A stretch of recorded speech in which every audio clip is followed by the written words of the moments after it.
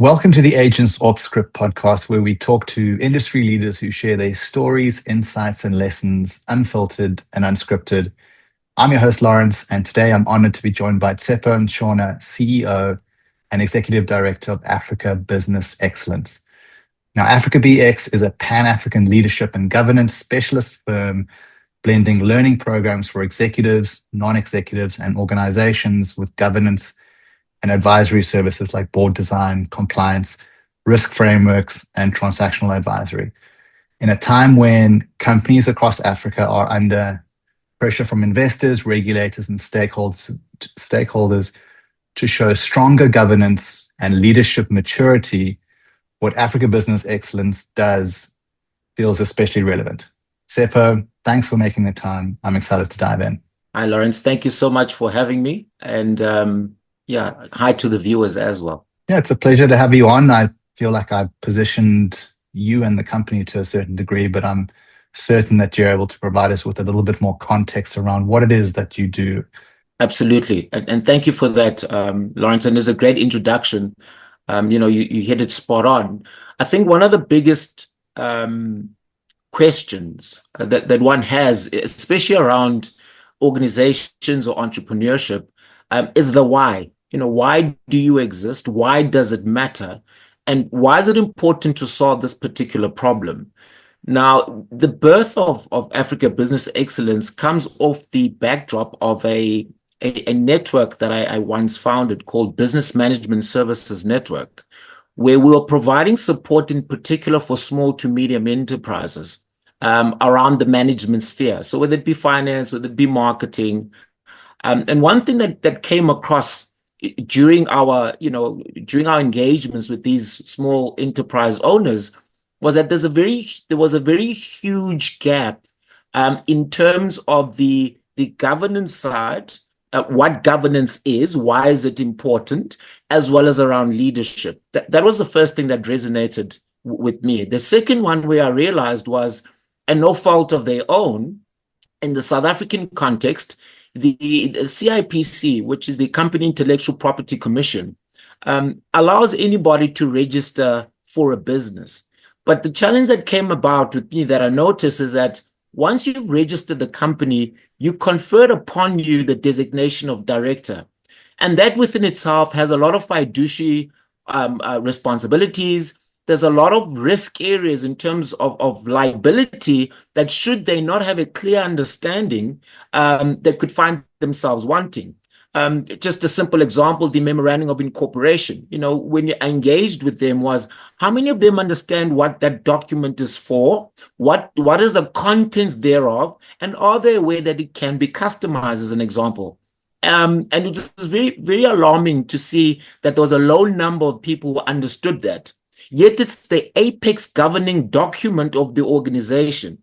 So, should they find themselves in breach or find themselves wanting for litigation, the first place you would go to is the MOI. How is this company constituted? How is it governed? How is it run?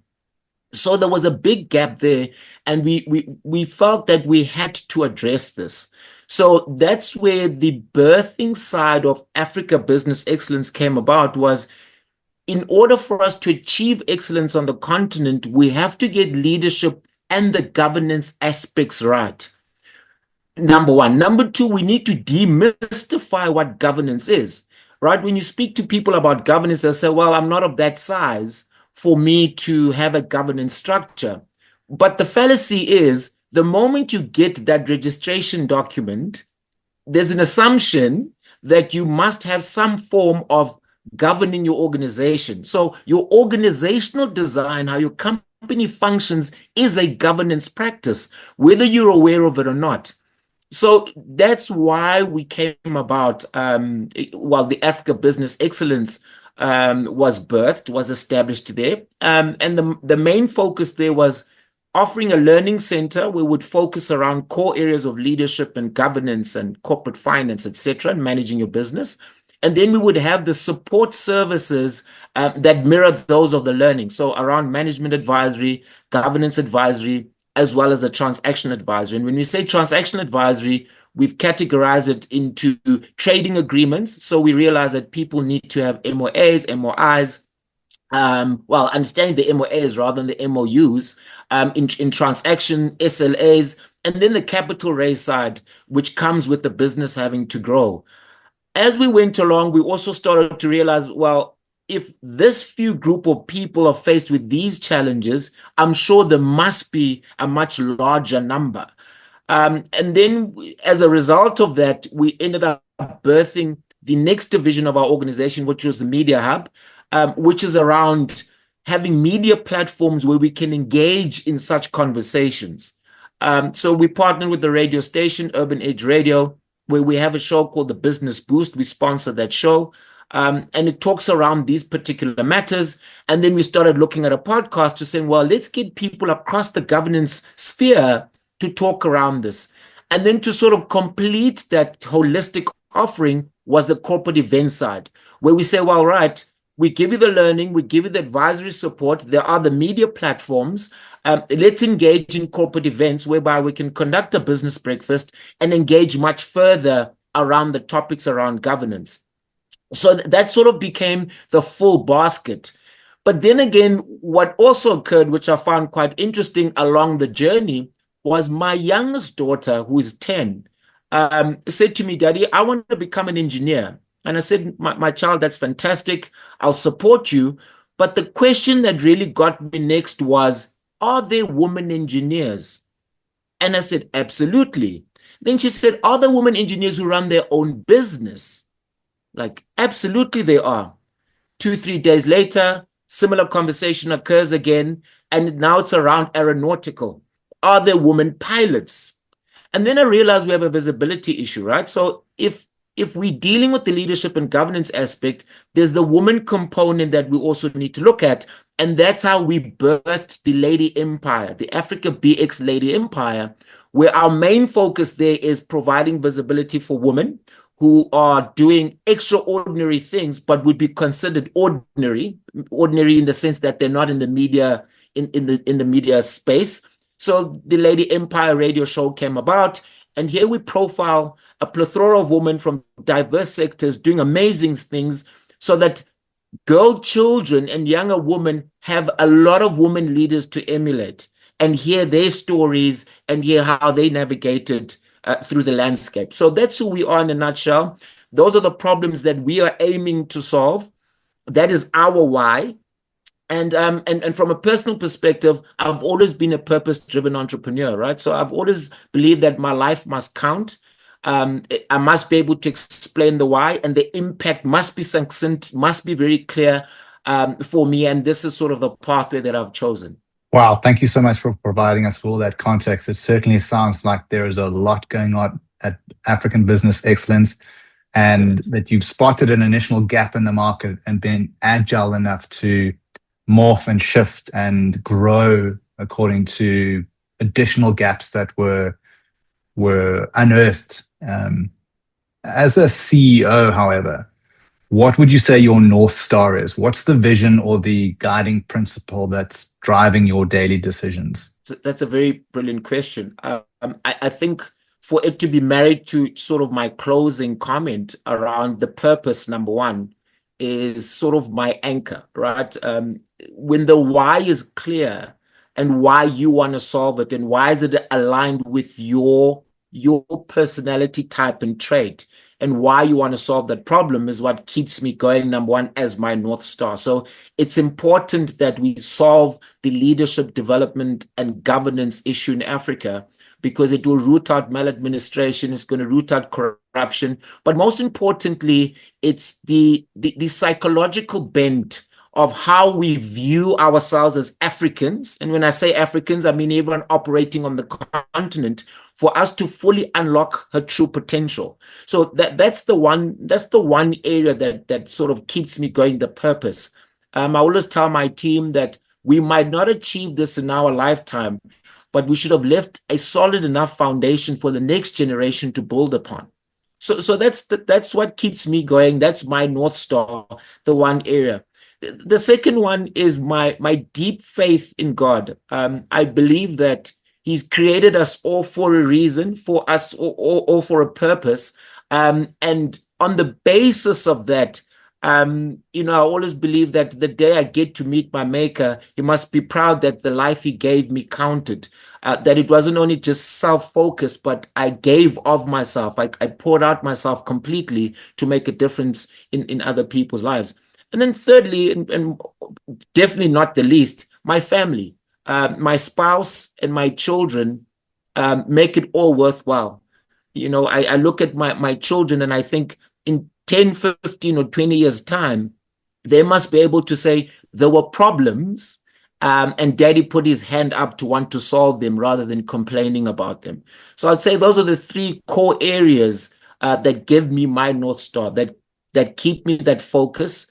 And during the hard times keeps me going. If you've got a purpose-driven outlook, it's worth overcoming the pain, because there's a lot of painful moments. There's a lot of isolated moments. There's a lot of times where it seems like you're swimming upstream or you're a lone voice. But solving those problems matter to me, and that's my North Star. Yeah, I mean, I don't think I could think of three more powerful reasons to wake up every morning and do what you do. Have you perhaps found that those North Stars have evolved as you've grown and as the business has grown? Absolutely, sir. I think they've evolved in the sense that the picture gets more bigger, right? And the responsibility becomes more broader as I've grown. I think in my younger days, I think I was a bit naive around a lot of things, about thinking that, sort of these problems can be solved overnight. But as you grow older, you realize they're very complex. They need a lot of patience. They need a lot of consideration. And most importantly, they need a lot of collaboration, that we cannot solve these problems alone. And I'm sure down the line in our conversation, we'll talk about some of our partners. I think I mentioned the one being the media partner. So in that sense, yes, absolutely. In terms of how you navigate yourself in solving these problems, you realize it's a very complex environment. I think in terms of from a parent perspective, yes, it grows all the time. I mean, the older my children become, and more so the fact that they're girl children, there's quite a lot that I learned as not just only as a man, but as a father, right? Understanding that the girl children outlook and their needs are not necessarily to those as males. So I'm learning all the time. But I'm also conscious of the fact that I become their reference point, their beacon. So, who they end up with in life is going to be predicated on how I treated them. So am I setting the right guidelines? Am I teaching them the right things? Am I providing them with the enough support for them to evolve and blossom into who they're meant to be? And then lastly, from the faith side, you're always learning, right? From the faith side, you begin to understand that it's servant leadership. That's the one thing that my faith challenges me, is that you're not here for yourself, you're here to serve others. And how that looks keeps changing all the time. That if you're in servanthood, you always have to think of, how do I leave someone, or how do I leave a place better than what I found it? Even if it's just an engagement, post this podcast, I should have some sense that I was able to impart to the viewers some nuggets that will be valuable and that they can use to transform their lives, in no matter how minuscule that area may be. So I'm very cognizant of that. And if we drill into your role as the CEO in a little bit more detail, how do you balance being the visionary and strategic driver in the company versus being operationally involved, particularly in a firm that delivers advisory and learning services? Very great question. The first one, and I know I might sound like a broken record, is the purpose, right? So the one thing that I've always told my team is that the organization must always be bigger than us. So hence the clarity of what we want to achieve. What's the roadmap in achieving that? What are the key milestones that give us indication that we're heading in the right direction? So that's the first one. So everyone's very clear about where we're going, why it matters for us to get there. The second one is having clarity of everybody's function in getting there, right? So how do, for example, as the head of commercial contribute towards getting us there, or the head of finance, and understanding that as the CEO of the organization, I don't have all the answers, but I am there to create an environment where we can come up with the answers together. So that's the one thing that I've been very conscious about. So with my team, I call myself the conductor, right? So I just facilitate engagement, and I just ensure that we are asking the right questions in order to get the right answers in moving us forward. Unfortunately or fortunately, I have a very big knack to detail. So from an operational side, it can be a bit of an irritation, because I believe in excellence, and hence, one of the names in our organization is the excellence side. So I pay a lot of attention to detail from an operational side. I am hands-on, but I'm not hands-on whereby I stifle people's development and growth. Like I said, conduct and facilitate more activity than sort of command and control type of a leader. And then there are times I have to lead from the back, right, Lawrence? Not always at the front. And when I say lead from the back, sometimes I've got to encourage. I've got to encourage others to fulfill their potential in ensuring that we get there, and give a lot of complementary functions within the organization. I think sometimes we can be so fixated on the vision and so fixated at the task at hand that we forget that these tasks are delivered through human beings, right? So you need a bit of emotional quotient around that. You need to understand the dynamics of the human dynamics, that people are different. People are motivated by different things, and sort of trying to keep the pulse on my team to find out who's motivated by what. Do they feel valued in what we're trying to achieve? Are their contributions also recognized? I sort of play more of that role. Can you pinpoint an innovation or a strategic shift at Africa Business Excellence in recent years that you believe has transformed how you operate? Wow. I think our value proposition, and that's also a great question. I think I'll start off with our value proposition. I think the way we've configured our offering does offer holistic support, and in itself is a form of innovation. To take learning, advisory, media-related platforms and assets, and the corporate event side, and sort of merge it as a value proposition and offering to the market. I think that itself has offered a lot of innovation. I think from the learning center side, what we've also done is the development of the programs that we offer. We're always trying to think ahead. So, for example, I'll give you our AI governance program. I believe will be one of the industry leaders, because with AI in itself, or the advancements of technology, they've sort of blurred the lines around regulation, etc. And that's going to continue happening, right? So governance is always going to have to catch up, because technology at times will merge non-aligned industries in one.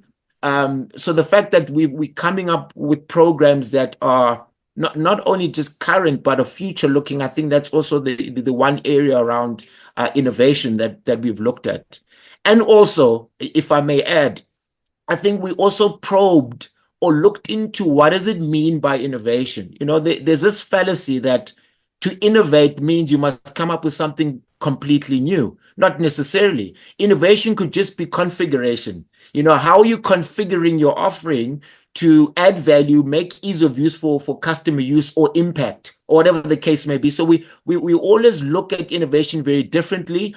And I think our value proposition, how we've configured it, has been the innovation in itself. And you've mentioned casting your eye into the future. So if we run with that, when you look ahead, let's say 3 to 5 years, what is one strategic bet you're placing now for Africa Business Excellence future relevance? You've obviously mentioned the AI governance as one, but are there any other avenues that you're exploring? Absolutely. I think the one is, which I believe is a definite, is how are human beings going to interact with AI developments in innovation? I think that there's a lot of upside of having AI implements and tools and solutions, but there's also the danger of human beings becoming highly redundant. which means right now they need to start to look at developing their creative aspects. Because the one thing AI, in my bet, won't be able to do is to be as creative as what a human being can be. So how do we create an environment where these two can work together well, without sort of making the one highly obsolete? And then also ensuring that from a human being perspective, we sort of encourage this type of innovative thinking, because AI will leave us behind if we are not, creative enough and we don't have our finger on the pulse. So that's the one thing that we're betting on. The second one is, how do we address the missing middle? And I call the missing middle in that, unfortunately, technology, because of the quantum leap of its impact, there are certain people who might not have the necessary market fit skills to compete or to be able to contribute. What do we do with them? What do we do with those people? How do we ensure that they're well equipped to be able to add value and contribute to the economy? And then most importantly, and I suppose probably not lastly, is how do we ensure that from a regulatory side, government can think in line with the advancements of technology, not only just for restrictive measures, but to enable more creativity, to enable more innovation, and then also engaging with the schools. I think looking at the curricula, right? I think the schools need to, and I mean, there's a lot of schools that are doing a phenomenal job around this, but I think the public schools need to come to the party in ensuring that AI is here to stay. Are we gearing learners? And I'm talking as early as back as early childhood development. Are we getting them geared up for the future? And it's happening at a much rapid rate. So those are the three areas I would say are a definite. And then last, but also definitely not least, how do we ensure that it's equitable, right? So when you talk diversity, equity, and inclusion, that we've got an equitable environment for everybody to play, because technology is going to make the playing fields equal for everyone, but is everybody going to be well equipped enough and have proper access to play? Very interesting. And if we dive into the second bet that you mentioned, the missing middle, as you termed it, what would success look like for you on that bet? Wow. I think if people were well informed, educated, and empowered, and that is actually our tagline. And I'm not by any means sort of watering it down, but those are the three core legs, right? That underpin the foundation of value proposition, is to inform. And when I say inform, are people being given the relevant information? Because once you're well enlightened, then you can be educated. And when I say educated, you can acquire certain skill sets based on that understanding to be empowered to contribute. So I think the missing middle, we're going to have to really look at the skill sets that they have and how can they maybe branch out and encourage entrepreneurship. Because the reality of it is that if we don't build or create or establish or have an environment that's conducive for more small businesses to be established, we're never going to deal with the absorption of labor. We're never going to deal with the missing middle issue, because like I mentioned, AI is going to create redundancy. So how do we create a stronger ESD, as it were, an enterprise supply development chain, and say, right, let's create a diverse grouping of entrepreneurs, encourage people down that line, and find out where can they supply or support alongside with AI in addressing that missing middle. And then the schooling side, right? For us not to perpetuate the situation, are we informing, educating, and empowering learners, youth, to have the necessary skill set to compete in the new economy? Otherwise, it's just going to keep getting wider and wider and wider and wider. And you know that leads to social ills, right? When people are economically idle, it creates a lot of issues around social economic problems, substance abuse in itself, criminal activity, etc. As a firm that straddles advisory and learning, how do you design systems or processes so that each engagement meets your standards of quality and professionalism? 100%. So the first thing that we understand is that every single organization is unique. So we never go with a one size fits all. That's the first one. So we'll sit, we'll conduct our due diligence. We'll analyze an organization, we'll do a needs analysis and see what's the type of support that they require. But we also want to figure out where are they heading, where are they going? And then we're able to start tailor-making solutions that help them not only satisfy their immediate needs, but also mid to long term. I'll give you an example. There's a particular client that had been around for about 35 years, family-owned business, and sort of the founders were reaching near term. They wanted to call it a day. They want to go fishing. And the question I asked them was, how does the exit look like? And the one said, well, we're going to sell it. And I said, well, you've invested blood, sweat, and tears for 35 years, and the best sort of exit you can think of is to flog your business. So it told me that you don't have an effective succession plan, right? And sort of that light bulb went on. The second one was setting up a family trust for them. Like, look, let's set up a trust. You don't have to be operational. You can be able to help from afar. Let's create an advisory board setup where you can help the next generation of leaders so that you don't let go of such a beautiful business. Because once you sell it, somebody might just strip it and all your hard work goes down the drain. So it's sort of that type of, as an example, that type of specialized, tailored focus. How does it look like? So questions would be, Lawrence, in 10, 15 years, how does the future look like for you? Where are you right now? What are your personal aspirations? Outside not only the business, but what are your personal aspirations? And how do we help you, even from a wealth governance perspective, build up a wealth management strategy so that by the time you pull away from the business, it doesn't necessarily die, it continues, but there's proper succession planning in place. So that's how we tackle, every single client, very unique. And then where we need to upskill them, we upskill them. We'll probably say, look, you need advisory support, but we recommend maybe you go to this other program through our learning center to help you develop skill sets, for example, around wealth governance. Get yourself more fair with that so you can make much better decisions. Yeah, I mean, it certainly sounds like you checked a lot of boxes there in that process. And when you are onboarding a new market or a new partner or a new country, what processes do you feel you have to get right first? And are there any that you can afford to defer? So I'll use some of the work we've done on the continent. And the first thing we do, any new market or region or territory we enter into, firstly, obviously we conduct our due diligence, we conduct our market research, but it's trying to identify the right partners that operate in that environment. Remember, as outsiders coming in, we cannot necessarily be the bull in a china shop because we don't understand the complexities, the nuances in that particular market. So the first thing we try to get right is to get the right partners that operate there, that understand the market, that have some level of relationships, network, and influence. That's the first basis. And then secondly, we sort of identify the organizations that are aligned with that economy's development.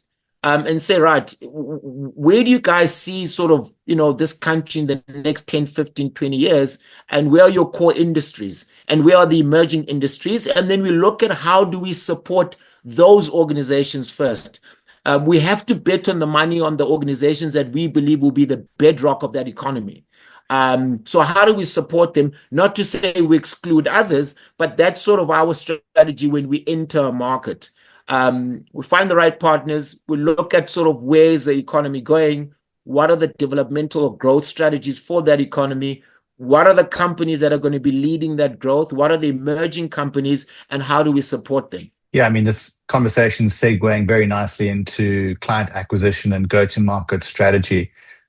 How does Africa Business Excellence attract and win its clients? It's a very, very good question. I think the first one, as I mentioned, because of our integrated value proposition, there are a lot of touch points or engagement points. So I'll use an example. Say, Lawrence, you come, you attend one of our business breakfasts, and in that day, maybe we're discussing issues around leadership and ethics. As that engagement point of attending that event, we then encourage you to explore the other offerings, right? So you attended this event, we're talking about this, but are you aware that you can expand further, maybe around mental models in leadership? We have an entire leadership and ethics program via our learning center. We then also encourage you and say, well, look, we have shows that you could listen to on radio where we sort of extend the conversation beyond the particular events. And then we talk about the support side in terms of the advisory. So whatever touch point you engage with the business, we always try and encourage you to explore the others. If you listen to the show, at the end of the show, it would say, listen, there's an event coming up, a workshop or a seminar, come and participate in that workshop and seminar, which is going to continue this particular conversation. Maybe we're talking about risk governance or whatever it is. So that integration of that holistic support ensures that you enter into a holistic support system where, irrespective whether it's through the learning center, will direct you to the media platforms, or will direct you to the corporate events, or will direct you to our support services. So that's how we win our clients. Over and above the traditional side of doing the marketing, advertising, we do conduct a lot of info sessions as well, where we'll speak about a particular topic around governance. We invite people to come and listen in, and then we encourage them, either to participate via the learning center or to explore what we offer around advisory or the events. And what would you say are some of the most common objections that you face when engaging with prospects? The first one, again, not to belabor the point, going to what our commitment and our mission is, to inform, educate, and empower. One of the greatest objections we've seen is that because of a lack of information, and when I say lack of information, the right information around governance, for example, people tend to get a bit turned off. So when you say governance, they think big, they think listed, they think board. There must be a board, etc., of a particular size. So the misinformation and misunderstanding around governance sometimes becomes a harder sell, because you first have to inform them, then educate them about what governance is about, and then they become empowered to be onboarded. So that would be one of the biggest barriers, as it were, that we have. Hence why we spend a lot of time just, taking out a lot of content to inform in the market, and being on platforms such as this. I always welcome these particular platforms because they allow you to engage, they allow you to demystify some of the unclear areas around what governance is. So I would say that'd be one of the biggest barriers we have, or resistance, as it were. But it's fascinating that once they're well informed, sort of the light bulb goes on. And also you don't want to be offensive, like the one I mentioned when we started the interview. When I probe leaders around the MOI, I say, do you know the contents in your MOI? That's always a great starting point. Or do you understand the duties that you need to discharge as a director? Are you aware of the liabilities? And they say, well, I'm like, well, you conferred upon it already. And that becomes a nice talking point. And which channels, partnerships, or referral mechanisms have surprised you, and how effective or ineffective they've been for your growth? I think the ones that I'll start with, the very surprising ones. I think platforms like this, I think the media partner side, because it wasn't necessarily, as I mentioned, I was sort of walking you through the journey of how the business evolved. I was very surprised by the uptake of the media platform. The media platforms have sort of really given us the megaphone, as it were, and allowed us the opportunity with clarity to succinctly talk about our why and why it matters. And that sort of really supercharged many areas of our business, because people get an opportunity, especially when it's on demand or pre-recorded. People are able to really run through and hear, what are you talking about? And there's a lot of areas that resonate. So the media platforms, radio, podcast, have really, really surprised us. Sort of giving us a trajectory. The second one, which was the biggest surprise, has been the configuration of how we aim to support women through the Lady Empire initiative. I thought it would, I believed it would have traction, but not on the scale in which it has, and the caliber of women who've come forward to say, listen, this is what we've been waiting for a long time. How did you guys figure solving this out and giving us proper sustainable support? And I always tell the story about, how my daughter and the engineering story and the visibility issue that came about. What has been surprising, though, is what we thought would be at the forefront of our business, meaning being the learning center, which I thought would always be at the apex, has somewhat slipped to sort of second or middle. The media and the corporate event side has sort of taken further charge or have been at the forefront, and that's been a big surprise to me. But in any event, they lead you back to the learning and the advisory services. So that's been quite surprising. And then also the uptake on the continent. I've been very, very surprised about the uptake on the continent, to realize that these challenges are not just only in a particular area on the continent, whether it be sub-Saharan, but they go the way up to Icaus.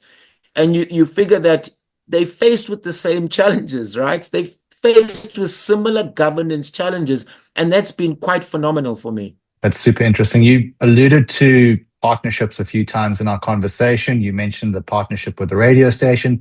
Could you give us a little bit more insights into that? And then more broadly, what makes for a high leverage partnership for Africa Business Excellence? Fantastic. So starting off with the radio, with Urban Edge Radio, the first thing that made sense for us for Urban Edge was obviously the LSM group, their target market.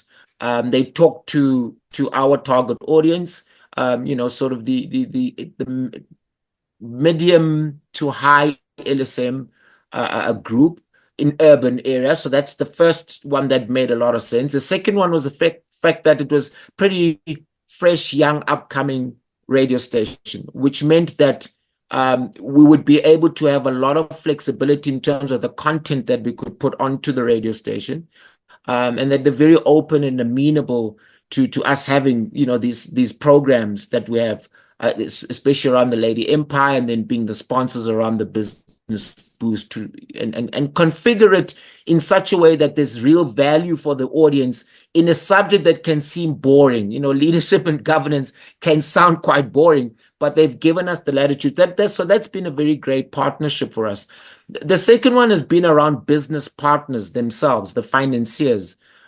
Business partners, that relationship has been quite interesting in that our initial engagement with them was, we believe that leadership and governance offerings should be built into the capital, because it is a criteria. So when you're looking at investing in a company, you always look at who manages it, who's behind it, what's the organization design, how's it structured.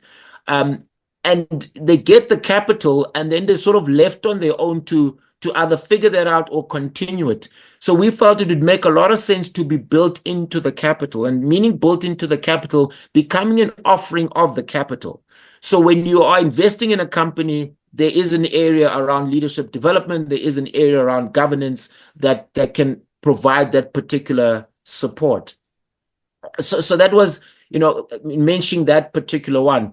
Our collaboration around with Citadel Wealth Management was around the conversation around wealth governance, right? Our argument was that entrepreneurs in the main are very great at developing or creating wealth, but not many of them are very great at having sustainability of their wealth.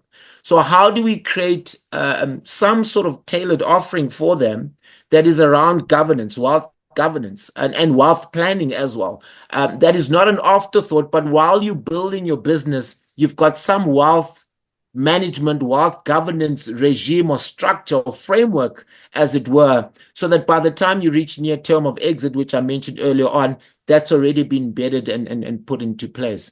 And the other collaboration that we have is with Common Purpose. They're a leading global leadership development organization. And that made a lot of sense for us to have that collaboration. And more so with me having been through their program, I thought it would be a nice, neat partnership, for us to get into bed with, understanding that they do leadership and ethics, etc.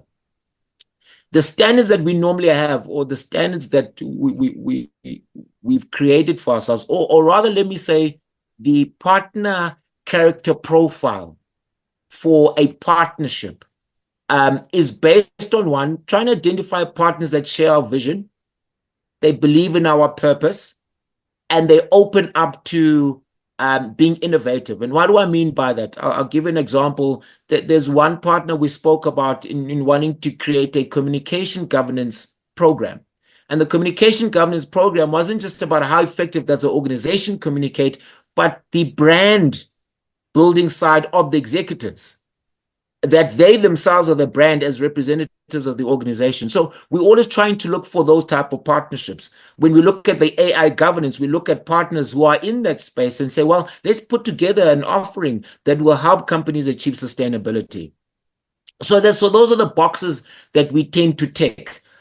Is it aligned with our purpose? Do they share our vision? Do they believe that this is a problem that should be solved? Because it's very, very important.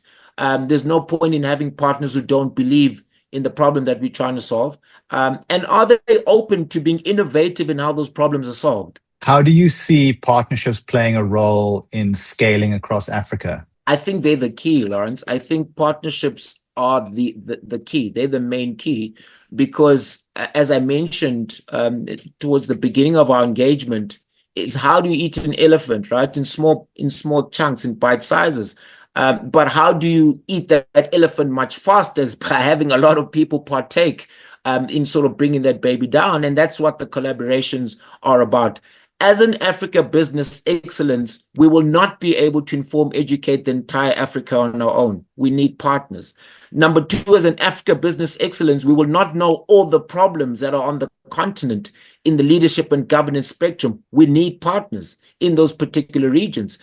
Thirdly, as Africa business excellence, we are not the specialists in the areas, for example, of AI. You need someone who's an AI specialist to partner with to help come up with programs that are going to address AI from a governance perspective. And the same goes with wealth, the same goes with risk governance across the board. So partners are very important. And then from a communication perspective, we need partners such as yourself being on platforms such as this to be able to communicate. Yeah, absolutely. And if we run with the narrative of scaling into Africa, naturally, scaling your footprint means scaling your resources internally. What do you look for when hiring for leadership and governance roles beyond the technical skills? What's most important when someone's joining your team? The first one is, again, going back to, do they buy into the vision? Do they believe that our why resonates with them? That's the first thing that I look at. Do they understand why we wanting to do this? That's the first thing. The second one is, do they understand the role or function we want them to perform in achieving this? Thirdly, and this, I mean, you're meaning from a leadership perspective. The third one is to look at the chemistry. Would this person be a right fit for our team? Would this person be the right fit for ideation, for innovation, for creative thinking? And that's all based on, the questions that you probe when you engage with them outside of the technical skill. And lastly, do they believe in Africa? I think it's very important because we're very Africa focused. We're a pan-African organization. We're unapologetic about that. We believe that a lot of solutions are going to come from Africa. Do they believe in that? And are they willing to go on that journey that, like I mentioned earlier on, that we might not get to the summit, but we can lay a solid enough foundation for the next generation? How do you see yourself maintaining or perhaps evolving your company culture as you grow and operate across different markets or remote teams?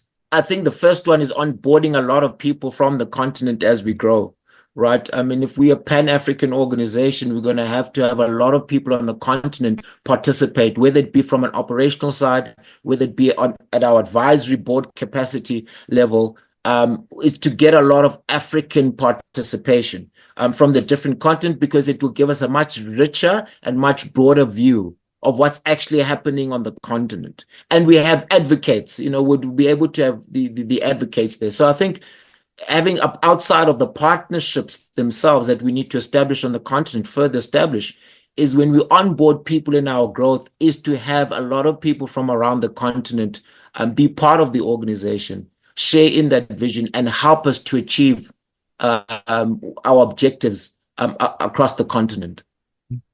And again, because this question has always been asked, when they say, Tsepo, when you're talking African, what are you talking about? And I say, well, I talk about all participants on the continent, right?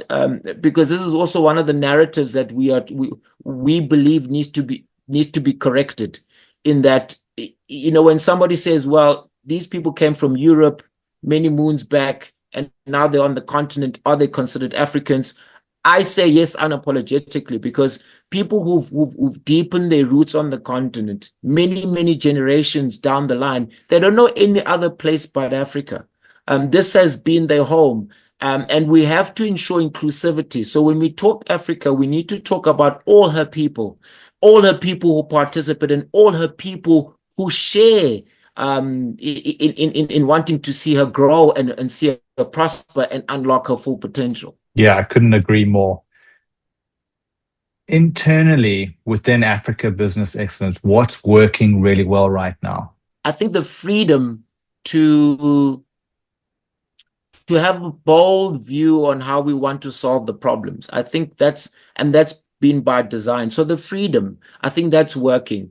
The freedom to come up with solutions in addressing some of these complex problems. And again, we're very, very streamlined in our focus in saying this is what we want to solve in leadership and governance. We're not saying we want to take on the entire baby. We want to have an impact or change in these particular areas. I think that's the one thing that is working. I think the other thing that is working is the ability for us to attract conversations. I think when we talk about, for example, Our Lady Empire, we're excited about the fact that people want to engage, and people are saying you've figured the value proposition correctly. I think that is working. Thirdly, and probably not last, which would love to happen at a much bigger scale, I think also what is working is that there's a clear differentiator between ourselves and the competitors of how we intend on solving these problems and our integrated value proposition. And I'm excited about that. Yes, we would like that to grow. We would like to scale that. But I think if I had to pick the 3 areas that are really working, those are the 3 core areas that are working. And on the flip side of my question, what is your biggest internal frustration or recurring bottleneck? The brand side. I think one of our biggest constraints is getting our brand really visible in the market. I mean, we're doing the best that we can, but I think what's frustrated me is from a brand perspective, that's been the biggest drawback, because you have to engage in a lot of conversation to educate who are you, what do you do, etc. and so forth, because we're not really much encapsulated in the name, right? It's not Africa Bakes Leadership and Governance. That's what they do. It's Africa Business Excellence. What is that? What does it mean? Africa, and when it's abbreviated, even more so, what is Africa BX? Even though our slogan says, enhancing leadership and governance standards in Africa, we still need to build our brand from that perspective. Internally, I think from a resource side, I think you can only grow as quick or as fast as what your resources permit.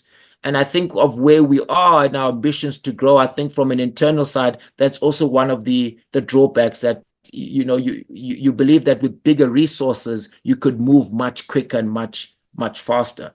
So I would say those would be the main constraints from an internal perspective. But then again, I think what gives me comfort is we've taken the marathon approach. We've told ourselves this is not a sprint, this is a marathon. And if we can achieve our milestones well, and sort of service our clients well, and be able to have proper metrics and say, well, we engage with this one or that one went through our program, and this is the value that they were able to obtain from us. I think that helps us to build our track record. And speaking about those growth objectives and casting our eye into the future, what new verticals, geographies, or offerings are on your radar? I think if I had to explain them in full, I might give away to some competitors listening or watching. Look, I think one of the most natural, well, the natural evolution, or what is going to come next, is the integration of technology and AI tools in helping our efficiency, helping us obviously reach a broader market, but also helping enhance our value proposition. So that's the one area that we're exploring. What are the AI tools that we need, or that we need to innovate towards, that will help our cause? The second one, what we're working on, is a governance index. We're busy working on a scorecard, because we believe that right now the main metrics around governance has always been the monetary side, and we think that's just it tells one aspect of the story. So we're busy working on a governance index. There's a big actuarial exercise happening in the back end of how we're putting together our metrics and our scorecard. And once we're done with that, we want to put together a white paper and then sort of, present it to the Johannesburg Stock Exchange, and see if we can't get, some engagements happening there. So that's another area that we're looking at.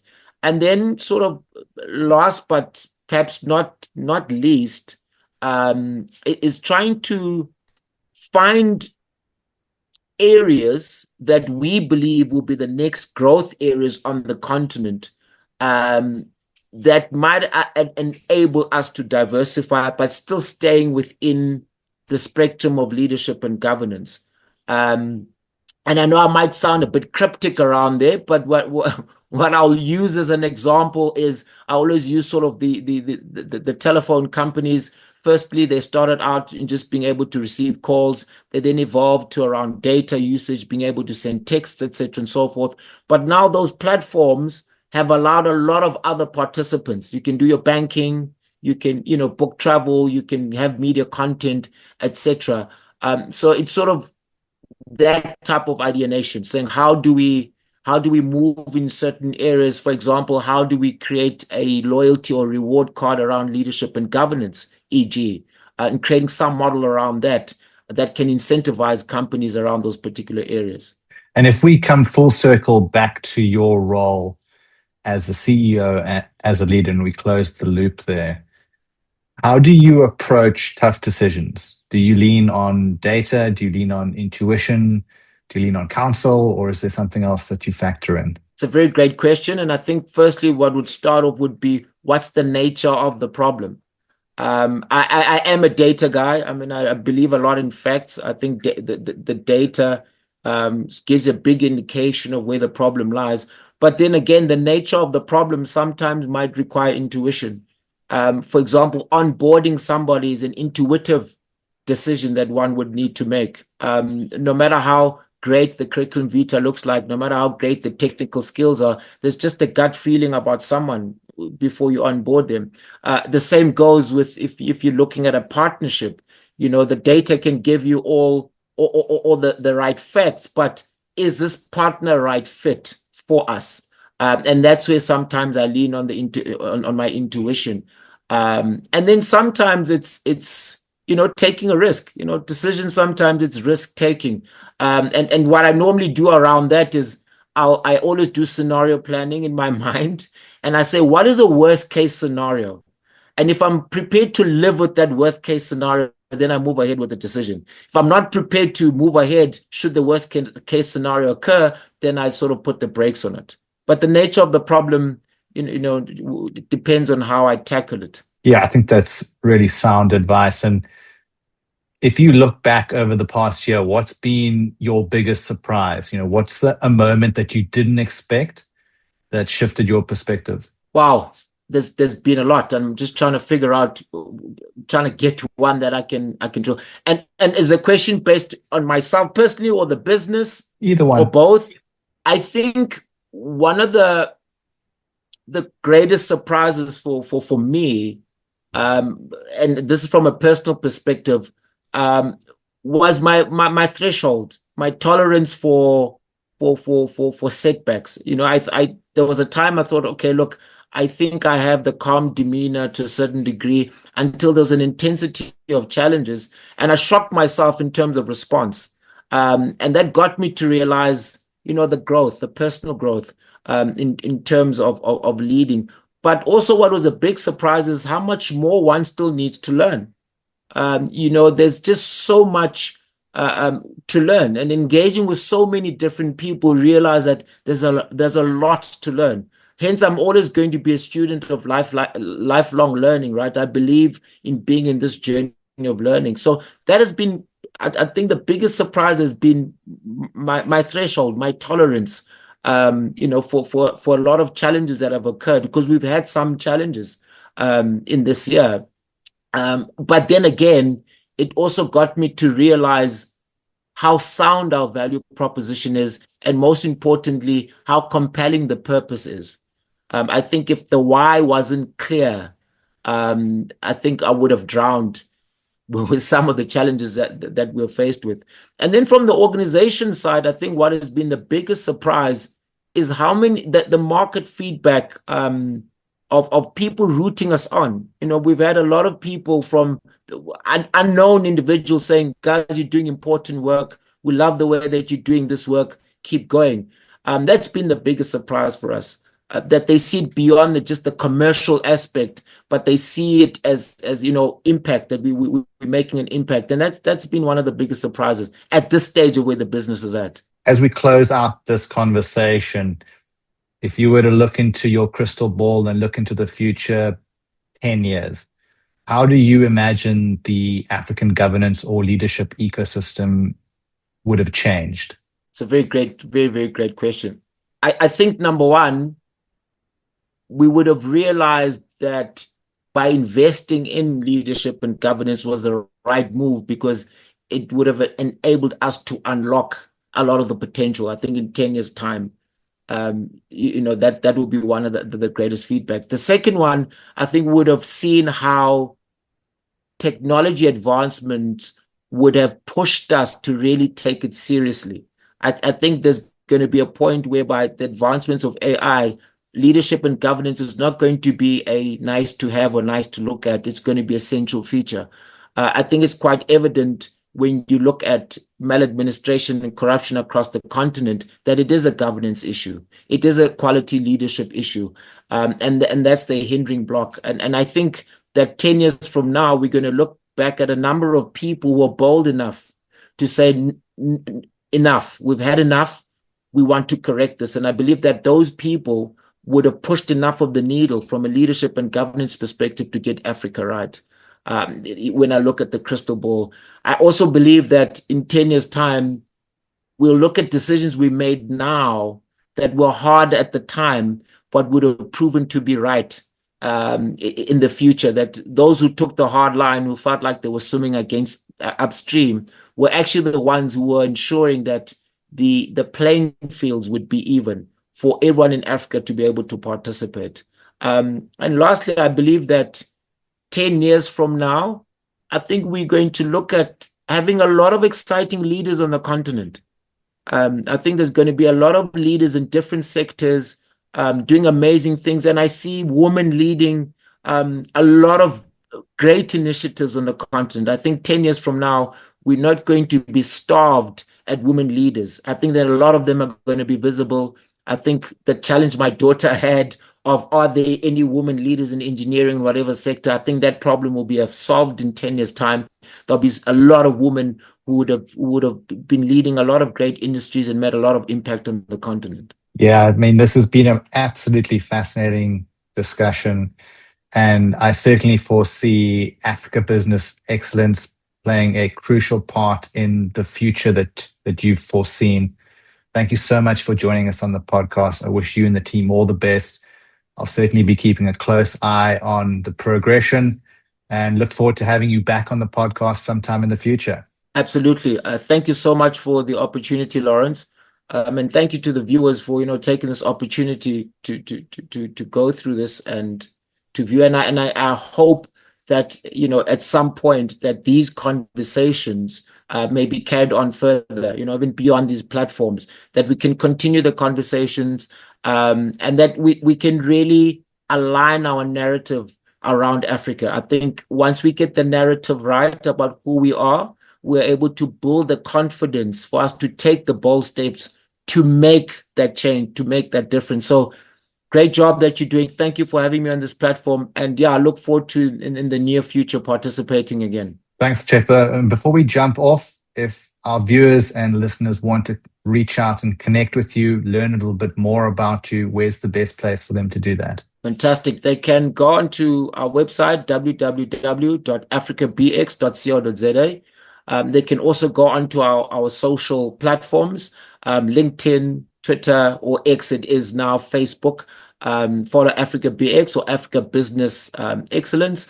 If they want to call out and reach out, they can reach us on 067-457-5056, or they can send us an email to helpdesk@africabx.co.za.